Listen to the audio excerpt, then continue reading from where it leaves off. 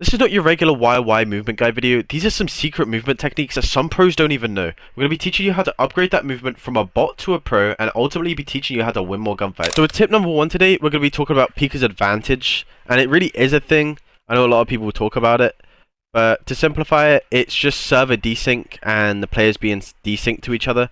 So the player who's challenging really is going to be the one who registers the person in the corner first. So say somebody's not moving, they're in the corner stationary. They're not going to register the person ego challenging until after this person's already registered this guy. So you're always going to be able to react faster and kill him, as long as you hit all your shots, right? So just keeping that in mind. But like I said, it's not too crazy of a thing, but when you apply it with doors, it kind of becomes that crazy of a thing. And especially in Warzone, being able to abuse them correctly is one of the better things that separate bots from pros. Like, doors are the best thing to finesse, like, when it comes to movement. So say you've been put one shot, make sure you're always sliding through, making sure you have tap to interact on. So you're always closing those doors fast. Make sure that's creating your space, giving you more time to play up. And say you get away, you get a few plates off, maybe 2 or 3, you think you can take them on. You turn around, you break the door, and you challenge them. Because basically, this is like a 1-frame animation. And applying that with the server desync, them registering it's going to be so late. So you're going to be able to get a lot more shots off before they even be able to aim in and start shooting you, right? So being able to abuse that is essential. I have a really good example of this, and I will show you. Kind of a 1v4 situation, and I clutch up in one single hut because I'm able to get the plates off and finesse the doors correctly. So this is the example, a very good example actually, of just showing you how overpowered doors really are. I don't really see anybody talk about it at all, but I think doors are kind of like yin and yang when it comes to movement. You can't learn movement without mastering doors, right? It just gets you out of a lot more situations and allows you to be able to finesse stackers. We're just going to let this play out a little bit. I really don't know how I made it out of this situation. But we'll see here.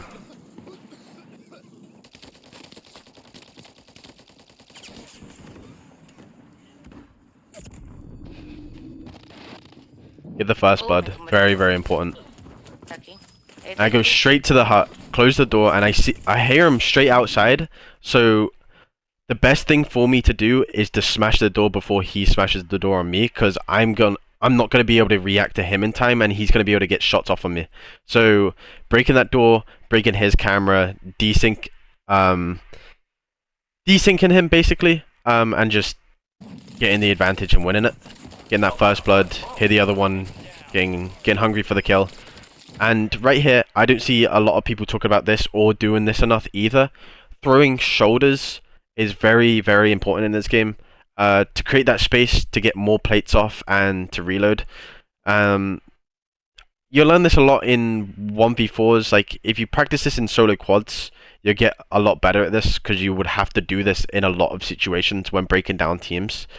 To delay another person's push, throwing shoulders or snaking, to make the player shoot you, to delay them, is very, very important. It's very overpowered too.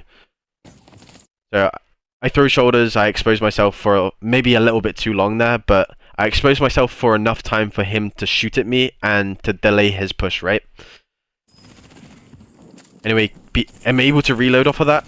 He gets a couple more shots off, and then I play back into the hut, and then break the door, break his camera, desync him, drop shot him. Easy. Now that's a very, very good example of how broken they really are. I don't really know how to tell you to improve, just repetition really. It's a lot of solo quads. I would say, just being in those pressured situations where you're finessing in and out of buildings, opening and closing doors, being able to get plates off. Any team-based game modes where there's going to be more than one person pushing you, it's going to teach you a lot more. Like, you might die a lot more, but as long as you're learning, you're getting better, you know? Alright, getting into some basic movements now. These are kind of your fundamentals to Warzone. You should know how to do these. before anything. With the first one, most basic one, is slide cancelling. It's literally how to do it is just slide, jump, slide, jump, slide, jump. If you don't know how to do that, get to doing that now, because that is the first thing you should be doing when it comes to improving.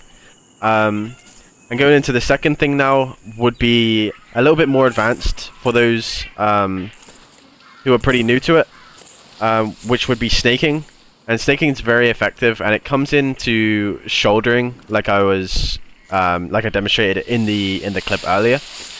To say if somebody put me one shot, I would slide away from something or dive into cover or something, and I would go to snaking it straight away so I can have the information on the player, as well as waste their time in shooting me so that they can't just straight line to me, right? So if somebody put me one shot, they wouldn't really have much of a choice but to keep shooting at me if they saw me peek. And if you do it right and you time it all correctly, they shouldn't be able to shoot you. As long as you don't overdo it and keep doing it in the same spot, making sure you're going left to right a little bit. It's a little bit more advanced. It's kind of like a figure of 8 motion with your left stick. To get better at this, it literally is just private matches and repetition, muscle memory. That's how I got better at it. It's kind of now just a second nature, but it can be used in a lot of situations and helps you finesse out of those 1v4s, and definitely is essential to improving. But moving on to the more advanced technique. Now onto the third and final thing from today's basic movement. It's a very simple thing actually. It's just making sure you have a setting turned on called ground and mantle, but utilizing it takes a lot of skill and a lot of getting used to. This opens up a lot more gateways to finessing teams and the movement in this game. It's kind of broken though when you get to utilize it correctly. So say something like this, you can literally just vault up and teleport up the whole thing, and it continues your momentum from sprinting, which means you can exploit it even further onto things like this. You can vault and then you can jump off. So without it, you would have to go through a long animation of vaulting up it, or you would have to jump up on top of this, jump across, and then jump off just to be able to do that. But this opens up a lot more variation and smoothness to the fluidity of this game. But yeah, just a simple tip. Just getting used to it and utilizing it correctly takes a lot of skill. But just another very secret tip here. I don't think a lot of people know this, but if you melee a ladder, it removes all audio cue on the ladder while you're doing that animation. So with those shorter ladders that are probably only a few meters high, where people usually like to camp up of and wait for you to come up, you can get the jump on them by jumping and meleeing, which removes like the first few meters of audio cue, and then usually they would only get like the last 2 steps, but that's enough for you to get the jump on them. And usually try and find a little bit more elevation to jump off of, instead of just like jumping from here and going up. Try and find a little bit more elevation, jump from the highest spot so there's less audio cue for you to make, and then just, you know, shoot them in the back. But a lot of people don't know about it. If you're running throwing knives, you can't do it. There is a very stupid bug. If you do knife a ladder while you're jumping, it will just bug out your guns, and by removing that bug, you have to just throw your knife or get them out of your lethals, and then you can just press switch weapons again, so your weapons come back and refresh. But yeah, that's a very secret tip I don't see anybody do. Been doing it since release, and it works very, very effectively in a lot of situations that you find people camping roofs or holding a position over you. But yeah, definitely make sure to use this one. Just another thing with vehicles, there's a lot of things you can do with them, just to exploit them. You can remove the clunky door animation, where that would most of the time get you killed by literally just switching seats as soon as you hop in and removing that whole animation. So you're not just an easy target for them to shoot out. Obviously very situational, use it at the right times. And then another thing, while you're driving and say you're getting shot, you can lean out and you can dive. and you're basically unkillable by doing that. And you can get a bit tactical with it. You can switch your seats, you can lean out, hop out the other side, do all types of things with it. Obviously up to you, situations. Probably worth going around in a plunder like I'm doing, just learning how to do it, getting that muscle memory, just so you're able to utilize it in a real game. But yeah, just a little helpful tip there. Braking. Braking with cars, I don't see anybody do it. I honestly, for the first, I think, year of the game, I didn't even know braking existed. So if you're trying to make those sharper turns, you can hold the, I believe it's L1, to pull down the handbrake to make those sharper turns. And getting good at them can get you out of a lot of situations. Get you to different positions faster, you know. But yeah.